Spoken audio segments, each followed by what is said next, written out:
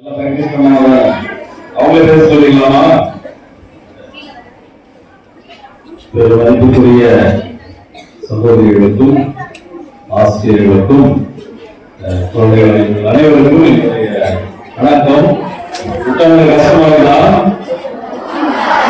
அக்சன் sister phone பண்ணி 2 மணி நேரமாவது பேசணும்னு சொன்னாங்க. கிறிஸ்துவ செய்தி 2 மணி நேரமாவது குழந்தைகளுக்கு கொடுக்கணும் அப்படின்னா சிஸ்டர் பாவம் மதியம் சாப்பிட்டு எல்லாம் உட்கார்ந்து இருப்பாங்க. இல்ல எங்க குழந்தைகள்லாம் நல்லா கவனிப்பாங்க, நீங்க சொல்ல ஒரு வார்த்தை கூட மிஸ் பண்ண மாட்டாங்க அப்படின்னா 2 மணி நேரம் பேசலாமா? ரொம்ப ஆர்வமா இருக்கீங்க. சுருக்கமா சொல்லு. இந்த அழைப்புக்கு நன்றி. இயேசு பிறக்கும் போது எல்லாருக்கும் பார்க்கிற பாக்கியம் கொடுத்து வைக்கல. நீங்க நாடகத்தை பார்த்தீங்க, தியானிகள் அழைக்கப்படுறாங்க இயேசுவை பார்க்கறதுக்கு. அடுத்த வேற யாரு?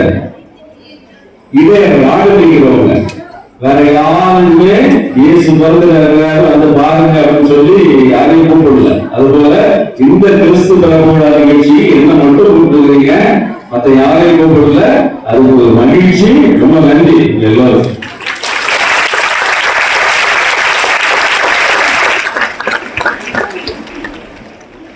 ஏன் இந்த கிறிஸ்து பிறப்பு விழா, ஏன் இயேசு பிறந்தார் அப்படின்னு பார்க்கும்போது ஒரு சின்ன 2-3 சின்ன கதைகள். பைபிள்ல இருக்கிற செய்தி, தொடக்கத்துல கடவுள் மனிதர்களை படைக்கிறார். ஒரு ஆண் ஒரு பெண் சொல்லி படைக்கிறார். படைத்து ஒரு அழகான உலகம், இடையிற மாதிரி ஒரு உலகம் கிடையாது. எந்த கவலையும் எந்த பிரச்சனையும் எதுவும் இல்லாம, டென்ஷன், படிக்கணும், எக்ஸாம் வரணும், போகணும், தூங்கணும், எழுதிக்கணும், எந்த பிரச்சனையும் இல்லாத ஒரு உலகத்தை அவங்களுக்கு கொடுக்குறாரு. நீங்க சந்தோஷமா இருங்க, என்ன வேணாலும் செய்யுங்க அப்படின்னு சொல்லிட்டு கடைசியில கடவுள் யோசிக்கிறாரு, இவங்க இவ்வளவு ஃப்ரீடமா விட்டா நல்லது இல்ல, அவங்க சின்ன ஒரு கண்டிஷன் போடும், அவங்க சுய கட்டுப்பாடு உடவுகளாக இருக்கிறாங்களா இல்லையான்னு பாக்கலாம்னு சொல்லிட்டு சொன்னாரு. அந்த நடுவில் ஒரு மரம் இருக்கு பாருங்க, அந்த மரத்துல மட்டும் பழங்கள் தான் பாருங்க. மற்ற மரங்கள் மாதிரி அந்த மாதிரி பழம் எல்லாம் காய்க்கு பழுக்கும். அந்த பழம் மட்டும் நீங்க என்ன செய்யக்கூடாது, சாப்பிடக்கூடாது. நீங்க எல்லா மரம் என்ன வேணாலும் நீங்க செய்யலாம். அவங்க சரியானதுன்னு சொல்லி தலையாட்டிக்கிட்டு அவங்க ஜாலியா தான் இருக்கிறாங்க. ஒரு நாள் அந்த மரத்துல இருந்து ஒரு பாம்பு பேசுது, தூரமா இருந்து கூப்பிடுது, வாங்க இருக்கிற பக்கத்துக்கு போறாங்க. அந்த பாம்பு ஒரு பெரிய ஒரு பொய் சொல்லுது. என்ன பொய்? ஆமா, கடவுள் உங்க எந்த மரத்துல இருந்தும் எந்த பழமும் சாப்பிடுவான்னு சொன்னாராமே. கடவுள் என்ன சொன்னாரு? அந்த ஒரு மரத்துல இருந்து மட்டும்தான். அந்த பாம்பு என்ன சொல்லுது? கடவுள் உங்கள்கிட்ட எந்த பழமும் எந்த மரத்துல இருந்து பார்த்து சாப்பிடுவான்னு சொன்னாரா அப்படின்னு. உடனே இவங்க இல்ல அப்படியெல்லாம் கிடையாது, எல்லா மரத்தையும் நாங்க சாப்பிடலாம், நீ உட்காந்து இருக்கிற இந்த மரத்துல மட்டும் நம்ம வச்சு சாப்பிடக்கூடாது. உடனே அந்த பாம்பு இவங்க பேசுது. ஏன்னா இவங்க பேச ஆரம்பிச்சிட்டாங்க. ஸ்டார்டிங் ப்ராப்ளம் இருக்கும் இல்லையா, இவங்க ஸ்டார்டிங் ப்ராப்ளம் இப்ப இல்ல, பேச ஆரம்பிச்சிட்டாங்க. அந்த பழத்தை எல்லாம் பாக்குறாங்க. அந்த பழம் எல்லாம் பாக்குறதுக்கு ரொம்ப ரொம்ப அழகா இருக்கு. ஏன்னா அது நீங்க சாப்பிடக்கூடாதுன்னு சொன்ன பழம், கடவுள் சாப்பிடக்கூடாதுன்னு சொன்ன பழம், நமக்கு எதுவும் செய்யக்கூடாதுன்னு சொன்னா செய்யணும் தானே. அது மாதிரி இவங்களுக்கு அந்த ஆசை வளருது. அந்த பழம் பார்க்க அழகா இருக்கு. அது பாம்பு வேலை சொல்லுது, இந்த பழம் ரொம்ப டேஸ்டானது, தோட்டத்திலே ரொம்ப டேஸ்டானது, வேணும்னா நீங்க தொட்டு பாருங்க ஃபர்ஸ்ட்னு சொல்லுது. வேணும்னா ஃபர்ஸ்ட் தொட்டு பாருங்க. ஐயோ, கடவுள் சாப்பிடக்கூடாதுன்னு சொல்லியிருக்காரு, சாப்பிடக்கூடாதுன்னு சொல்லியிருக்காரு, தொட்டு பார்க்கணும்னு சொல்லியிருக்காரா அப்படின்னு சொல்லி தொட்டு பாக்குறாங்க. தொட்டு பார்த்தாலே நாலு தண்ணி ஊறுது அவங்களுக்கு. அப்படியே தயங்கிட்டு இருக்கும்போது ஒரே ஒரு கடி வேணா கடிச்சு பாருங்க அப்படின்னு சொல்லி பாம்பு சொல்லுது. உடனே என்ன சொல்றாங்க? இல்ல அது கடிச்சா நாங்க சாப்பிட்டா அந்த சொத்து போயிருக்கோம். பாம்பு சொல்லுது, இல்ல கடவுள் வேணும்னே ஒரு பொய் சொல்லியிருக்கிறார், வேணும்னே ஒரு பொய் சொல்லியிருக்கிறார். ஏன்னா இதை சாப்பிட்டீங்கன்னா உங்களுக்கு அறிவு வந்துடும். இப்ப நீங்க அறிவு இல்லாம ஜாலியா இருக்கிறீங்க. ஆனா இதை சாப்பிட்டீங்கன்னா உங்களுக்கு என்ன வந்துடும்? அறிவு வந்துடும். இவங்களுக்கு தாங்க முடியல, எவ்வளவு நேரம் கட்டுப்பாடோட இருப்பாங்க. அத என்ன பண்றாங்க? சரி, ஒரே ஒரு கடி மட்டும் கடிச்சிக்கணும், அதுவும் சின்ன கடியை கடிச்சிக்கணும் சொல்லி என்ன பண்றாங்க? எடுத்து முதல்ல சின்ன கடி, அடுத்து கொஞ்சம் கொஞ்சம் சொல்லி பழத்தையும் சாப்பிட முடிச்சுட்டாங்க. அதுக்கு பிறகுதான் இவங்களுக்கு தெரியுது, ஐயோ ஏமாந்துட்டோம், இப்ப நமக்கு பயம் இருக்குது, கஷ்டம் இருக்குது, எல்லாமே இருக்குன்னு சொல்லி அவங்க ஓடி போயிருக்காங்க. இதுதான் முதல்ல நடந்த கீழ்ப்படியாத தவறு. மனிதன் தொடக்கத்தில் கடவுள் படைத்த போது அவன் செய்த தவறு, கடவுளுக்கு கீழ்ப்படியவில்லை. ஏன் கீழ்ப்படியல? ஏன்னா அவனுக்கு சுய கட்டுப்பாடு இல்லை. ஏன்னா ஆசை காட்டப்பட்டார்கள். இது சாப்பிட்டீங்கன்னா கடவுள் சொல்லி உங்களுக்கு கிடைக்காது, நீங்க செத்து போயிருவீங்க, எல்லாம் அழிஞ்சு போயிருவாங்க. ஆனா அவங்க என்ன பண்ண மாட்டாங்க, ஆசை காட்டப்பட்டாங்க. ஆனா அவங்க கடைசி கிடைச்சிச்சா? கிடைக்கல. இது போல நம்மளும் நம்முடைய வாழ்க்கையில இன்னைக்கு நீங்க நாங்க எல்லாருமே விதிவிலக்கே கிடையாது, எல்லாருமே ஆசை காட்டப்பட்டு கொண்டு ஏமாற்றப்பட்டு கொண்டு ஏமாறி கொண்டே இருக்கிறோம். ஒரு சின்ன எடுத்துக்காட்டு, இது வீட்டுல எல்லா வீட்லயும் நீங்க கட்டாயம் வீட்டுக்கு போயிட்டு கட்டாயம் மொபைல் உண்டு, உண்மைதானே? அந்த மொபைல் பார்க்கும்போது உங்களுக்கு என்ன தோணும்? இந்த மொபைல் ஒண்ணு விளையாடுனா, இன்ஸ்டாகிராம் பார்த்தா, அது பார்த்தா, ரீல்ஸ் பார்த்தா சந்தோஷமா இருக்க தோணாதா? நீங்க 2 மணி நேரம் 3 மணி நேரம் 4 மணி நேரம் பார்த்து வச்சாலும் அந்த கடைசியில் சந்தோஷம் கிடைச்சா உங்களுக்கு கிடைக்காது. இன்னும் பார்க்கணும், ஐயோ அங்க பார்க்கலாமா, இந்த சேனல் பார்க்கலாமா, அது பார்க்கலாமா, இந்த யூடியூப் பார்க்கலாமா, இந்த கேம் விளையாடி பார்க்கலாமா, கடைசி வரைக்கும் கிடைக்கும் கிடைக்கும் கிடைக்கும் தேடிக்கிட்டே இருப்போம். ஆனா கடைசி வரைக்கும் நிம்மதி, நம்ம எதிர்பார்க்கிற மகிழ்ச்சி, நிறைவு என்ன செய்யாது, கிடைக்காது. எல்லாருக்கும் தான், உங்களுக்கு எங்களுக்கு எல்லாருக்கும் இருந்து ஒரு 50 வருஷம் எடுத்துக்காங்க. இது போலதான் இன்னைக்கு உலகத்துல நம்ம எல்லாம் கிடைக்கும் கிடைக்கும் கிடைக்கும் சொல்லி எதிர்பார்த்து எதிர்பார்த்து எதிர்பார்த்து ஏமாந்துட்டே இருக்கிறோம். ஆனா பாடம் மட்டும் என்ன பண்ண மாட்டேங்கிறோம், கத்துக்க மாட்டேங்கிறோம். இது உண்மையிலே கிடைக்காது. நம்முடைய வாழ்க்கைய மாற்றி அமைத்து கட்டுப்பாடுகள் வேண்டும் என்று நம்ம ஏற்றுக்கணும். வீட்டுல பெற்றோர் சொல்லுவாங்க, ஆசிரியர் சொல்லுவாங்க, மொபைல் ரொம்ப நேரம் நோண்டாதுங்க, இது அதிக நேரம் பண்ணாதுங்க, இப்படி இருங்க, வாழ்க்கையை முன்னேறிங்க, மகிழ்ச்சியை சொல்லுவாங்க. சொல்றது கேட்கும் போது இருக்கும், அந்த கடைகளிலிருந்து கஷ்டமா இருக்கும். ஏன்னா இன்று நாம் எல்லா பக்கங்களிலிருந்தும் அந்த ஆசை காட்டி கொண்டே இருக்குது. எல்லாமே கிடைக்கும் கிடைக்கும் சொல்லி ஒரு ஏக்கம் உருவாக்கி கொண்டே இருக்கிறது. கடைசி வரைக்கும் அது கிடைக்காது. இதுதான் அந்த முதல் மனிதர்கள் செய்த தவறு. கடவுள் பாக்குறாரு, கடவுள் அந்த கண்ணன் எல்லாம் வந்து தொட்டு விடுறாரு, ரொம்ப கஷ்டப்பட்டு அடிச்சுக்கிட்டு பிடிச்சிக்கிட்டு ரொம்ப மனிதர்கள் வாழ்ந்துருக்கிறாங்க. கடவுளால் தாங்க முடியல. அவர் என்ன செய்யறாரு, மனிதர்களை இப்படி இருக்கக்கூடாது, அவருக்கு மீண்டும் வாழ்வு கொடுக்க வேண்டும், மீண்டும் அவர்களுக்கு வாழ்வு கொடுக்க வேண்டும், ஒரு நிறைவான வாழ்வு கொடுக்க வேண்டும் சொல்லி தன்னுடைய ஒரே மகனை இந்த உலகிற்கு அனுப்பியிருக்கிறார். அதான் கிறிஸ்து பிறப்பு விழா. அந்த நிகழ்வுகள் பார்த்தீங்க. அதுல ஒரே ஒரு செய்தி உங்களுக்கு, ஒரு முக்கியமான செய்தி உங்களுக்கு சொல்ல ஆசைப்படுறேன். சமணம் சொல்லு மரியாதை சொல்லி சொல்றாங்க இல்லையா, நீங்க ஒரு மகன் சொல்லணும், மரியாதை சொல்றாங்க, ஐயோ நான் சின்ன பொண்ணு, எனக்கு கல்யாணம் ஆகல, இது எப்படி எல்லாம் நடக்கும் அப்படின்னு சொல்லும்போது வாழ்ந்து சொல்றாரு, கவலைப்படாத, தூய ஆளுநர் வந்து எல்லாம் செயல்படுவா. உங்க சொந்தக்காரங்க எலிசபெத் வயசான காலத்துல இருக்காங்க, அவங்களும் இருக்காங்க 6 மாசம் அப்படின்னு சொல்லிட்டு கடைசியா என்ன சொல்ல முடியல, கடவுளால் இயலாதது ஒன்றும் இல்லை அப்படின்னு சொல்லி முடிச்சுட்டு வாழ்ந்து போயிடாரு. கடைசி மரியாவுக்கு வாழ்ந்து சொல்ல செய்தி, கடவுளால் இயலாதது ஒன்றும் இல்லை. இந்த செய்தியை இந்த கிறிஸ்து பிறப்பு விழா இன்றும் இந்த வருகின்ற நாட்களுக்கு நம்முடைய மனதில் இருக்கணும். கடவுளால் முடியாதது இது நம்ம மனசுல நிறுத்தணும். கடவுளால் முடியாதது ஒன்றும் இல்லை. ஒரே ஒரு நிகழ்வு, ஒரு உண்மை நிகழ்வு மட்டும் சொல்லி உங்களுக்கு இந்த கிறிஸ்து பிறப்பு விழா செய்தியை சொல்லி முடிக்கிறார்.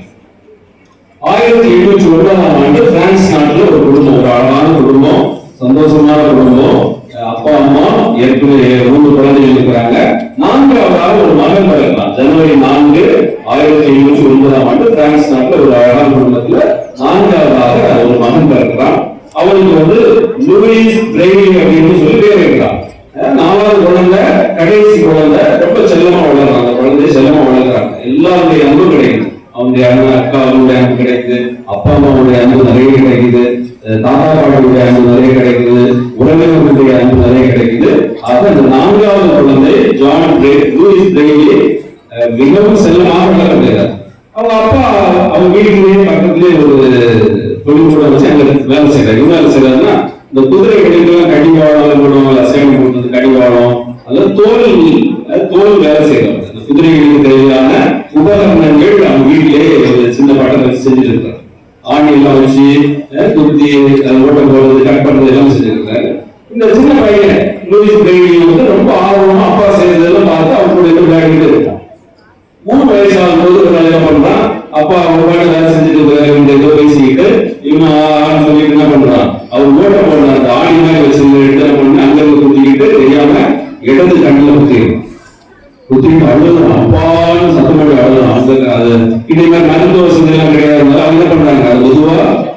பச்சை எல்லாம் வச்சு கட்டு போடுறாங்க. அவன் தாங்க முடியல. சின்ன குழந்தை 3 வயது சிறுவன் இரவு பகலாக அழுகுறான். மருந்தெல்லாம் வச்சு பாக்குறாங்க. புண்ணு சரியாகல, புண்ணு அதிகமாகிட்டே போகுது. அவங்க ஊர்ல இருந்த பக்கத்துல டாக்டர்கள் எல்லாம் காட்டி பாக்குறாங்க. அந்த நாட்கள்ல அதுக்கான மருந்து எதுவும் இல்லை, புண்ணு சரியாகல. 3 வயது ஆகுது. இந்த பொண்ணு அப்படியே இருக்கு, பெருசாகிட்டே வருது. 4 வயது 5 வயது ஆகும்போது உள்ள உள்ள நரம்புகள் எல்லாம் பாதிக்கப்பட்டு மரணம் பண்ணணும். அடுத்த கண்ணங்க ஆகுது அவனுக்கு. அங்கே பார்க்கும்போது 2 கண்களும் தெரியாமல் போயிடுது. 3 வயசு வரைக்கும் நல்லா பார்த்து அப்பா அம்மா தாத்தா பாட்டி அண்ணா அக்கா சித்தப்பா பெரியப்பான்னு சொல்லி எல்லாத்தையும் சந்தோஷமா இருந்த ஒரு சிறுவன் 3 வயதிலிருந்து 5 வயது வரைக்கும் அழுது கொண்டே புண் வலிக்கிறது கண் வலிக்கிறது சொல்லிக் கொண்டு 5 வயதில் எந்த பார்வையும் இல்லாமல் பார்க்க முடியாத ஒரு நபராக மாறிவிட்டார். இருந்தாலும் அவங்க அப்பா அம்மா அவனுக்கு அன்பு செய்து வளர்க்குறாங்க, அவனுக்கு வேண்டியதெல்லாம் கொடுக்குறாங்க. ஆனால் மற்றவர்களுக்கு பள்ளிக்கு எல்லாம் ஸ்கூல்ல பெரிய ஸ்கூல்லாம் கிடையாது. இருந்தாலும் வீட்டில் அவங்க சொல்றதை எல்லாம் நம்ம ரொம்ப காது கொடுத்து கேட்கிறான். என்ன பேசுறாங்க, அண்ணன் அக்கால என்ன படிக்கிறாங்க, அதெல்லாம் கேட்டு மனசுக்குள்ள பதிவு வைக்கிறான். பாட்டு எப்படி கோயிலுக்கு பாட்டு பாடுறாங்க, எப்படி மியூசிக் வாசிக்கிறாங்க, எல்லாத்தையுமே உள்ள கேட்டு உள்ள சேர்த்து வைக்கிறான். அவன் வாயால பாட்டு மட்டும்தான் முடியல, அதனால அனைவரும் ரொம்ப பயன்படுத்துறான், ரொம்ப இனிமையா பாடுறான். இது சொன்னாலும் உடனே மனப்பாடம் பண்ணிடுறான். ஒரு வார்த்தை சொன்னாலும் அவன் மனசுல அப்படியே பதிஞ்சிருது. அதை படிக்க ஆர்வம் காட்டுறேன். நான் படிக்கணும், அண்ணன் மாதிரி நானும் ஸ்கூலுக்கு போறேன். ஆனா பாவம் கண்டு தெரியாது. அன்னைக்கு பார்வை பொழுது பள்ளிக்கூடம் எல்லாம் கிடையாது. அப்ப அவங்க அப்பா அம்மா என்ன செய்யறாங்க, அவங்க வீட்டுல அந்த பட்டத்தை வச்சிருந்ததுனால சின்ன சின்ன விறகு குச்சிகள் எல்லாம் வச்சு கட்ட மாதிரி மாதிரி அவங்க எழுத்து எல்லாம் செஞ்சு வச்சு அவங்க சும்மா சின்ன சின்ன பாடங்கள்லாம் சொல்லி கொடுத்து பாக்குறாங்க. ஆனா எங்களுக்கு ஆர்வம் அதிகம், ஞானம் அதிகம். நம்ம என்ன சொல்லிருக்கோம், நம்மளோட நம்ம இறப்பிட்டு இடங்கள்னா எங்க அப்பா அம்மா என்ன செஞ்சிருப்பாங்க, ஐயோ நான் கடவுளை நம்பிக்கிட்டு இருந்தேன், இந்த கடவுளுக்கு இந்த ஒரு பட்சம் குழந்தைய போயிட்டு தண்டிக்கணுமா, இப்படி பண்ணணும்னு சொல்லி கடவுளுக்கு தீர்ப்பாங்க. இல்ல கடவுளே வேணாம்னு சொல்லி இருப்பாங்க. ஆனா அவங்க அப்பா அம்மா அப்படிலாம் செய்யலாம். இந்த சூழலுக்கு உற்சாகம் ஊட்டிக்கிட்டு அவர்கள் முடிந்த கல்வியை சொல்லி கொடுத்தாங்க. ஸ்கூல்ல பேசி பையன் வருவான், நீங்க எதுவுமே அவங்க டிஸ்டர்ப் பண்ண மாட்டான், பின்னாடி உட்கார்ந்துருவான், நீங்க சொல்றதை மட்டும் கேட்பான் அப்படின்னு சொல்லி ஸ்கூல்ல பேசி அட்ஜஸ்ட் பண்ண சொல்லி அவன் ஸ்கூலுக்கு போயிட்டு டீச்சர் சொல்றதெல்லாம் அவன் காதுக்குள்ள வாங்கிக்குவான். அவங்க எழுத தெரியாது, வாசிக்க தெரியாது, அவ்வளவுதான். ஆனா அவங்க சொல்றதெல்லாம் என்ன பண்ணுவான், காதுல வாங்கி அறிவு அவங்களுடைய மூளையில எல்லாமே பார்த்து இதை பார்த்துக்கிட்டு அவங்களோட பெரியவர்கள் செய்து பேரண்ட்ஸ் நகரில் இருக்கக்கூடிய பார்வையிடுவதற்கான ஒரு சிறப்பு பள்ளியில அவங்க சேர்த்து விடுறாங்க. அங்க போய் தங்கி படிக்கிறதுக்காக ஸ்காலர்ஷிப் கிடைக்கும். 10 வயசுல 5 வயசுல 2 கண்ணுனா இருந்தது பார்க்க முடியல. 10 வயசுல பேரண்ட்ஸ் நகருக்கு போயிட்டு அவங்களோட பார்வையற்றவர்களுக்கான பள்ளியில வந்து சேர்க்கும். அவனுக்கான ஒரு பாதை, ஒரு வாய்ப்பு உருவாகுது. அந்த வாய்ப்பை நன்கு பயன்படுத்தி நல்லா படிக்கிறாங்க. அது அவங்க சொல்லுவது வந்து அதிகமா காதால கேட்கக்கூடியது, அதிகமா தொட்டு படிக்கக்கூடியதெல்லாம் காதால கேட்டு படிக்கக்கூடியது. அந்த டைம்ல ஒரு அவங்களுடைய நாட்டு படையில் ஆர்மியில வேலை செஞ்சு வந்து இவங்களை பார்த்து பேசுறதுக்காக வந்து பேசணும்னு சொல்றாரு. நான் ஆர்மியில இருக்கும்போது இது 2 போய் சேர்ந்தது 10 வயசுல அந்த ஸ்கூல்ல போய் சேர்றான். 12 வயசு இருக்கும்போது சார்ல்ஸ் அப்படிங்கிற ஒரு ஆர்மி சோல்ஜர் வந்து இவங்க சொல்றாரு, நான் படைவீரராக இருக்கும்போது நைட்டு சோல்ஜர்ஸ் வாசிக்கிறதுக்காக ஒரு முறையை கண்டுபிடிச்சோம். தொட்டு உணர்ந்து அவங்க வாசிக்கணும். இப்ப நம்ம பெரிய பென்சில் எழுதுனா தொட்டு உணர்ந்து வாசிக்க முடியுமா? முடியாது. அப்ப இவர் சொல்றாரு, 12 புள்ளிகள் வச்சு எழுதாம அதை அடுத்து வச்சு அதை தொட்டு இப்படி புள்ளி இப்படி இருந்தா 4 புள்ளி 6 புள்ளி 5 புள்ளி வச்சா இதுதான் செய்தி அப்படின்னு சொல்லி மற்ற படையினருக்கு செய்தி அனுப்புறதுக்கு, ரகசிய செய்தி அனுப்புறதுக்கு இதை நாங்கள் பயன்படுத்தின்னு சொல்லி 12 புள்ளி அடங்கிய அந்த ஒளியை ஒரு ஒளியை வந்து அவங்க எக்ஸ்பிளைன் பண்றாரு. இதை இவங்க கேட்டுவிட்டு இது மேல ரொம்ப ஆர்வம் செலுத்தலாம். அவங்க டீச்சர்ஸ் மற்ற மாணவர்கள் அதை அவங்க கேட்டு கை கட்டிட்டு என்ன பண்றாங்க, அது கண்டுக்காம விட்டுறாங்க. ஆனா 12 வயசு நம்ம லூயிஸ் என்ன பண்றான், அதை மனசுக்குள்ள வச்சுக்கிட்டு அந்த ஈவினிங்ல இருந்து அதை இவனே செஞ்சு பார்க்கணும். இவனை பேப்பர் வச்சு அது சரியாகுமா சரியாகாதான்னு சொல்லி 12 புள்ளிகள் இருந்துச்சுன்னா அதை தொட்டு கண்டுபிடிக்கிறதுலாம் கஷ்டம்.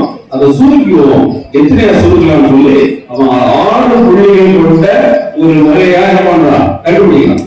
கண்டுபிடிச்சு நேரம் அவங்க டீச்சர் போய் சொல்லல, அவங்க ஃப்ரெண்ட்ஸுக்கு என்ன பண்றாங்க, ஏன்னா அவங்க கூட படிக்கிறவங்க எல்லாருமே பார்க்க வச்சு அவங்களுக்கு எல்லாம் சொல்றான், நான் வந்து உருவாக்கி இருக்கிறேன், அந்த சார் சொன்னதை வச்சு சார்ல்ஸ் என்ற எக்ஸ்டோரியல் சொன்னதை வச்சு உருவாக்கி இருக்கிறேன், இதை உங்களுக்கும் நான் சொல்லி தரேன்னு சொல்லி இவன் சின்ன சின்ன இதெல்லாம் எழுதி என்ன பண்றான், அவங்களுக்கு கொடுத்து அவங்க வாசி கற்றுக்கலாம். கூட ஒரு நண்பர்கள் தான் ஆர்வமா கத்துக்கிறாங்க. அப்ப இவனுக்கு 15 வயசு ஆகும்போது 12 வயசுல இதை உருவாக்க ஆரம்பிக்கிறான். 15 வயசு ஆகும்போது இதுல ஒரு முழுமை அவனுக்கு கிடைக்குது. முழுமை கிடைக்கிறதோட அவன் டீச்சர் அவங்க என்ன சொல்றாங்க, இப்படி உருவாக்கி இருக்கிறான், அந்த சார் சொன்னதை வச்சு உருவாக்கிக்கிறேன்னு சொல்லும்போது அவங்க சொல்றாங்க, ஒண்ணுக்குதான் கண்ணு தெரியாதுல்ல, பாதாள கேட்டா மட்டும் போதும், பாதாள கேட்டு நீ அறிவு வளர்ந்ததோ நீங்க வாசித்து எல்லாம் பெருசா சாதிக்கிறது உருவான்னு சொல்லி அவனை உற்சாகப்படுத்தல, அவனை மன தளர செய்யறான். அவன் என்ன பண்ணல, அதை விடல, அவன் மீண்டும் மீண்டும் அதை செல்வப்படுத்தான். செல்வப்படுத்தி 27 வயசுல ஒரு 3 வால்யூம் 3 பகுதிகள் கொண்ட மாணவர்களுக்கான வரலாறு புத்தகத்தை அந்த 6 புள்ளிகள் தொட்டுணரக்கூடிய வகையில உருவாக்க அவரே உருவாக்கி தன்னை போன்ற மாணவர்களுக்கு கொடுக்கிறாரு. இருந்தாலும் அவங்களுடைய டீச்சர்ஸ் ப்ரொஃபசர்ஸ் எல்லாம் எடுக்கல. அதே ஸ்கூல்ல ஆசிரியாவும் பணியாற்றுறார். இதை பற்றி அவர் நிறைய பேர் சொல்றாரு.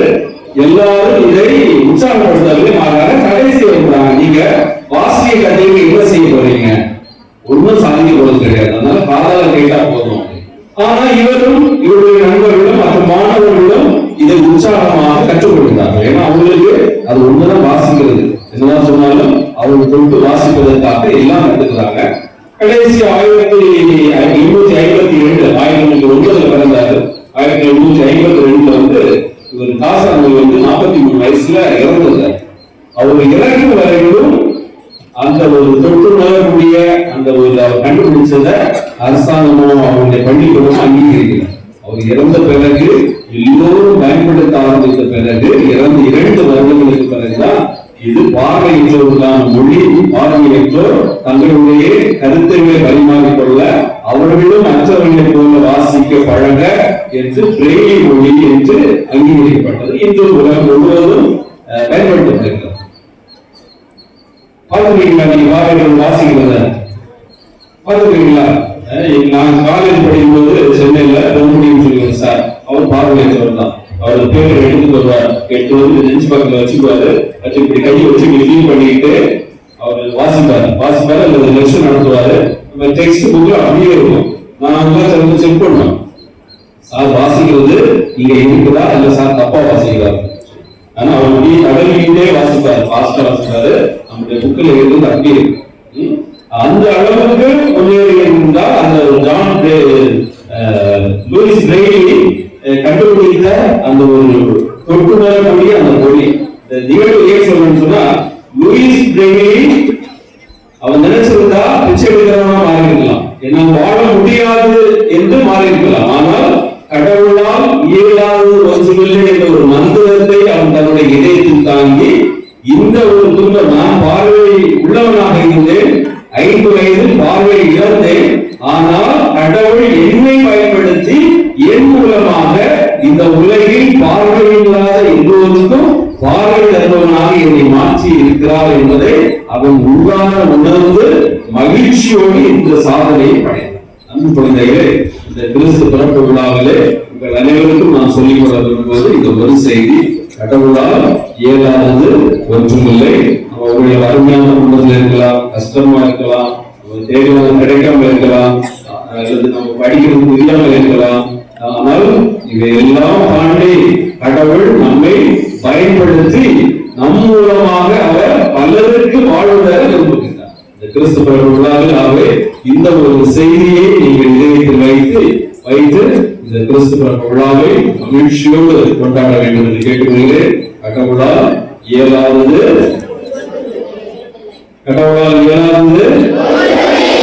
ஒன்றுமில்லை. இன்னும் 2 மணி நேரம் பேச முடிச்சுக்கலாமா? நான் இதோட முடிச்சுக்கிறேன். இந்த ஒரு வார்த்தை நீங்க மனசுல எப்பவுமே வச்சிருக்கணும், சரியா? அதோட சொல்லக்கூடாது, சரியா? கடவுளால் இயலாதது ஒன்றுமில்லை. இந்த ஒரு மந்திரம் உங்க இதயத்தில் இருக்கட்டும். நிச்சயமாக உங்களுடைய வாழ்க்கையெல்லாம் சிறப்பாக அமையும். கடவுள் அனைவரையும் ஆசீர்வதிப்பாராக. நன்றி.